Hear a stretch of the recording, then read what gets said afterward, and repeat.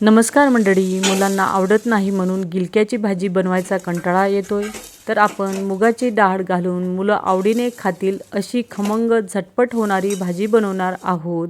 ही भाजी पचायला हलकी आहे आणि यात आपण शेंगदाण्याचे कूट न वापरता एकदम सोप्या पद्धतीने बनवणार आहोत। चला तर मग लगेच रेसिपीला सुरुवात करूया। भाजीचे साहित्य पाहूया। भाजीसाठी आपण असे पावभर कोवळे गिलके घेतलेले आहेत। एक मीडियम आकाराचा कांदा घेतलेला आहे, कढीपत्ता, 6 ते 7 लसणाच्या पाकळ्या, 4 ते 5 हिरव्या मिरच्या, कोथिंबीर आणि अर्धा चमचा जिरे याची पेस्ट करायची आहे। आणि इथे भिजलेली अर्धी वाटी मुगाची डाळ घेतलेली आहे, ही 1 तास भिजून घेतलेली आहे। आता भाजीच्या फोडणीत टाकले जाणारे मसाले पाहू। लाल तिखट, हळद, धनेपूड, मोहरी, हिंग आणि गोडा मसाला। याऐवजी तुम्ही कांदा लसूण मसालाही वापरू शकता। आता भाजीला फोडणी देऊया। 3 पळ्या तेल कढईमध्ये टाकून घेतले। तेल चांगले तापल्यानंतर मोहरी टाकून घेतली। मोहरी चांगली तडतडल्यानंतर आपल्याला 1/4 चमचा इथे हिंग घालून घ्यायचा आहे। त्यानंतर एक मीडियम आकाराचा जो कांदा आपण बारीक कापून घेतला तो टाकून घ्यायचा आहे। कांद्याचा कच्चेपणा जाईपर्यंत कांदा आपल्याला चांगला परतून घ्यायचा आहे। तर इथे आपला कांदा चांगला परतून झालेला आहे। आता जी आपण पेस्ट केली होती लसूण, मिरची, कोथिंबीर आणि जिऱ्याची, ती इथे टाकून घ्यायची आहे। इथेही कच्चेपणा जाईपर्यंत हे तेलात चांगलं परतून घ्यायची आहे। आता ही चांगली पेस्ट आपली तेलात परतून झालेली आहे। त्यानंतर लगेच आपल्याला कढीपत्त्याचे थोडेसे पाणी इथे टाकून चांगले परतून घ्यायचे आहे। कढीपत्ता चांगला तेलात परतून झाल्यानंतर 1 चमच्याच्या वर लाल तिखट, अर्धा चमचा धनेपूड, अर्धा चमचा गोडा मसाला आणि 1/4 चमचा हळद घालून घ्यायची आहे। टाकलेलं सर्व साहित्य चमच्याने छान तेलात परतून घ्यायचं आहे।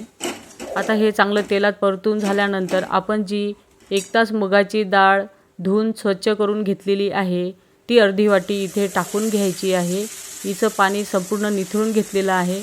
आता ही संपूर्ण डाळ आपण या मसाल्यामध्ये टाकून घेतली। आता ही टाकलेली डाळ आपल्याला 1 ते 1.5 मिनिट चांगली या तेलात परतून घ्यायची आहे। भिजलेली मुगाची डाळ ही या मसाल्यामध्ये चांगली 1.5 मिनिट परतून झाली।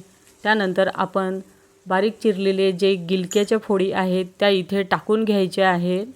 संपूर्ण गिलक्याच्या फोडी म्हणजेच तुकडे आपण टाकून घेतले। त्यानंतर अर्धा चमच्याच्या वर मीठ घालून घेतले। मीठ हे आपल्या चवीवर अवलंबून आहे। आता भाजीत टाकलेलं सर्व साहित्य चांगलं चमच्याने एकजीव करायचं आहे।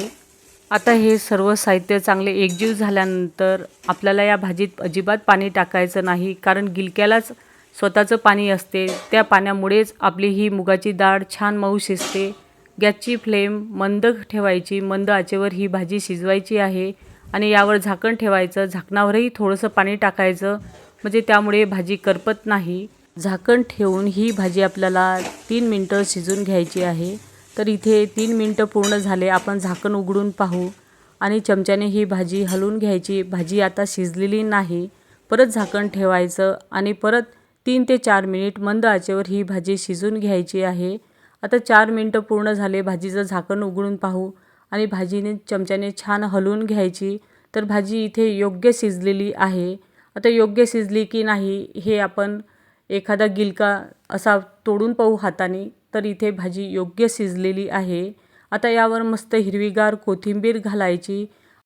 ही भाजी टिफिनमध्ये नेण्यासाठी तसेच गरमागरम भाकरी, पोळीबरोबर खाण्यासाठी एक उत्तम पर्याय आहे।